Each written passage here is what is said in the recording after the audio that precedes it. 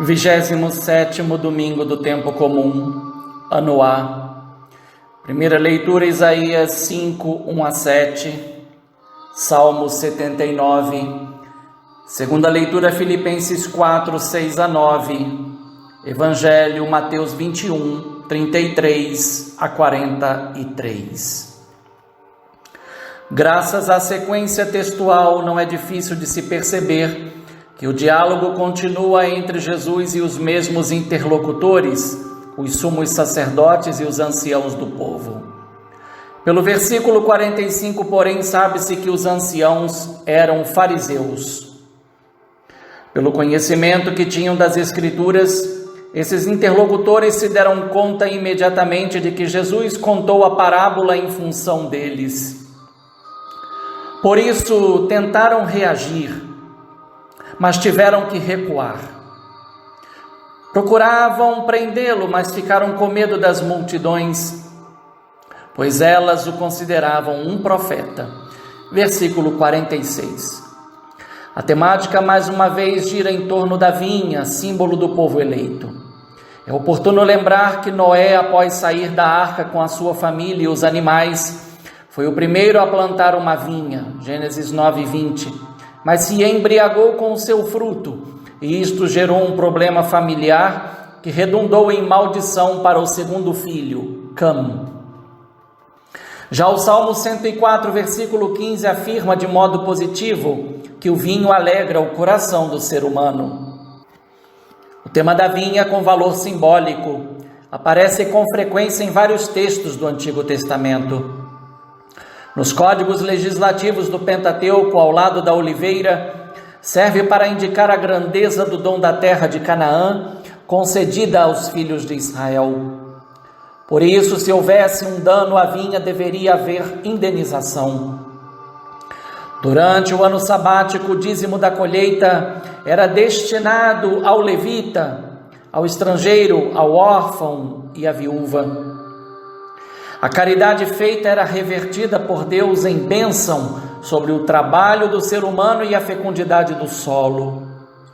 Na vindima não era permitido recolher tudo, mas se devia deixar algo para o menos favorecido. Deuteronômio 24, 21. Se, porém, o povo fosse infiel à aliança, a vinha não seria desfrutada, nem o seu vinho. Deuteronômio 28, 30 e 39. Na parábola, a figura do proprietário que planta a vinha lembra a ação do Senhor, que no segundo relato da criação, plantou um jardim em Éden, Gênesis 2:8. Poucos percebem, mas esse jardim não era de flores, e sim uma espécie de pomar, pois o Senhor Deus fez crescer do solo toda espécie de árvores formosas de ver e boas de comer, com um destaque para a árvore da vida no centro do jardim e a árvore do conhecimento do bem e do mal, Gênesis 2:9. É preciso lembrar que antes do plantio houve pelo menos uma ação prévia, a escolha do campo, que evoca a escolha dos filhos de Israel. O plantio, dependendo da extensão do solo, podia variar entre 80 e 200 dias, que evoca o tempo do deserto. Além disso, há um tempo até que uma vinha comece a produzir os seus primeiros frutos em nível comercial. A parábola, por certo, não ignora tudo isso, mas quer ir direto ao ponto. Quando chegou o tempo da colheita, o proprietário mandou seus empregados aos vinhateiros para receber seus frutos. A alusão feita por Jesus na parábola provavelmente tem ecos com o cântico da vinha de Isaías 5, 1 a 7. Sabe-se que durante a colheita se entoavam cânticos. O profeta apresenta-se como um amigo de Deus e, ao invés de entoar um canto de alegria, entoa uma lamentação pela ingratidão do povo que não quis reconhecer a presença e os cuidados de Deus. Por esta razão, uma censura foi pronunciada, indicando que as ingratidões seriam punidas. Esse cântico da vinha também é uma parábola e no final os elementos são explicados. A vinha do Senhor dos Exércitos é a casa de Israel e o povo de Judá sua dileta plantação. Os frutos doces esperados simbolizavam a justiça e as obras de bondade. Já as uvas selvagens representavam as injustiças praticadas. O tema da vinha eleita, que foi rejeitada por Deus por causa da idolatria, aparece em Oséias 10:1 e tem a ver com o processo do Senhor contra o seu povo, tanto em Isaías 5:5-7, como em Miqueias 6:1-5. Este dado aproxima a fala de Jesus à sentença proferida por esses profetas. Não à toa que o reconhecimento de Jesus como profeta impediu as lideranças de prendê-lo. Graças a esses elementos, a cena dialógica entre Jesus e seus interlocutores, tendo ao centro da parábola, permite perceber as semelhanças com uma questão levada a um tribunal. Não se deveria esquecer igualmente que Jesus representou a sentença sobre o seu povo e as suas lideranças quando, a caminho de Jerusalém, teve fome e não encontrou figos em uma figueira. Pronunciou uma dura palavra que fez a figueira infértil secar. Mateus 21:18-22. Além disso, pode-se evocar João 15:1-2, no qual se encontra a afirmação de que o Pai é o agricultor e Jesus a vinha verdadeira, a videira verdadeira, porque é o servo obediente a que todo ramo que produz fruto é podado para que produza mais ainda, ao passo que os inférteis são arrancados e secam. Na parábola são apresentadas as preliminares pelas quais se descreve a matéria que deve ser julgada e se faz a pergunta pela sentença.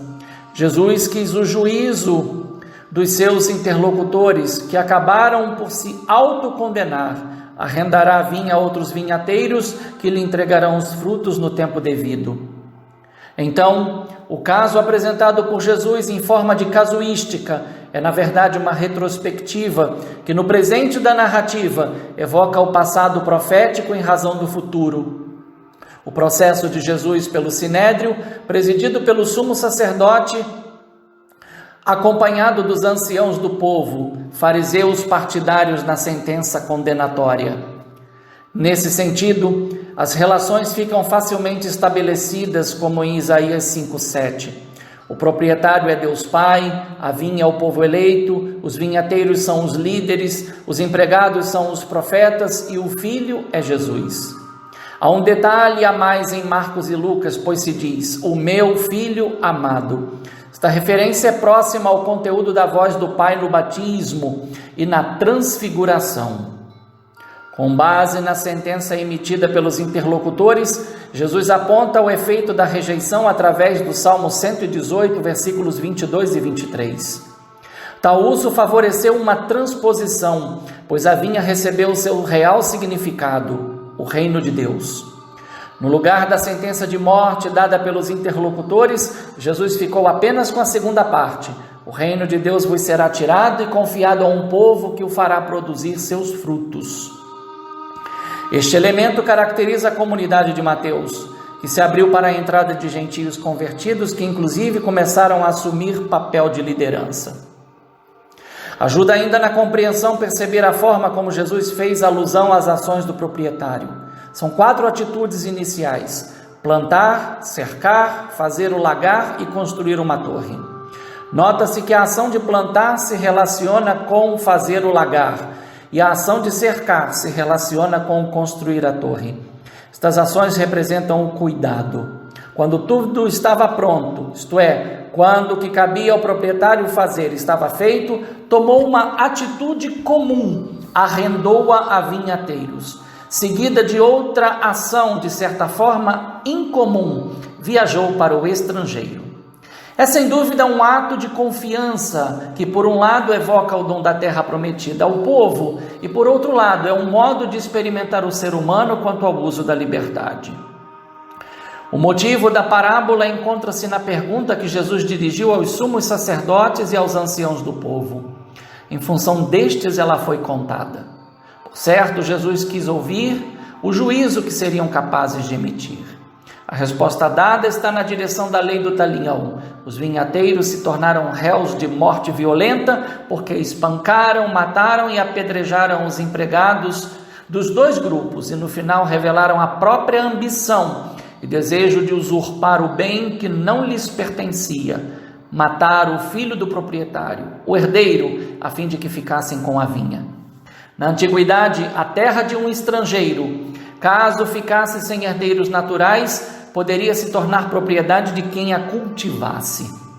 A referência à morte fora da vinha, detalhe mantido pelos sinóticos, evoca a morte de Jesus fora da cidade santa de Jerusalém. As ações assumidas pelo proprietário surpreendem e estão em função do seu objetivo, receber os frutos da vinha. O envio de 2 grupos de empregados, sendo o segundo em maior número e por último o próprio filho. Humanamente dizendo, poderíamos julgar como falta de prudência, pois diante das ações indevidas e violentas dos vinhateiros, quem arriscaria enviar o próprio filho? Aqui cabe bem citar João 3,16, pois Deus amou tanto o mundo que lhe entregou seu Filho único, para que todo que nele crê não pereça, mas tenha a vida eterna. Graças à certeza do amor de Deus pela humanidade, a exortação de Paulo aos Filipenses permite compreender porque todas as necessidades podem ser apresentadas a Deus, desde que confiança e com sentimentos de gratidão. O momento oportuno para isso é a ação litúrgica. Assim, frente às dificuldades, os cristãos são chamados não apenas a dialogar, mas a respeitar as justas medidas do diálogo, demonstrando que ser cristão é a máxima expressão de um humanismo reconciliado e reconciliador, tanto na vertical como na horizontal. Paulo não se colocou como modelo de virtude, mas tinha a firme convicção de que o seu ensinamento estava condizente com as suas atitudes. Sem dúvida, o conselho que deu aos fiéis, ele, em primeiro lugar, procurou colocar em prática, porque o seu conhecimento de Deus era o que determinava o seu comportamento condizente com a vontade salvífica de Deus. Nesse sentido, Paulo pode ser tomado como um ramo bom e frutuoso da videira que é Jesus Cristo. Diante do drama contido na parábola, podemos nos valer da fé do salmista. Este, além de suplicar ao Senhor para que retome e proteja a vinha que cultivou, suplica também que conceda ao povo a conversão, pela qual se experimenta a salvação. Possamos igualmente dizer com fé: convertei-nos, ó Senhor Deus do universo, e sobre nós iluminai a vossa face. Se voltardes para nós, seremos salvos. Que possamos, iluminados por esta palavra, servir ao Senhor com fidelidade e alegria, e nunca usurparmos dos bens que pertencem a Deus e devem ser usados a favor do próximo, em particular do mais necessitado. Bom e santo domingo no Senhor. Um fraterno abraço, Padre Leonardo Agostini.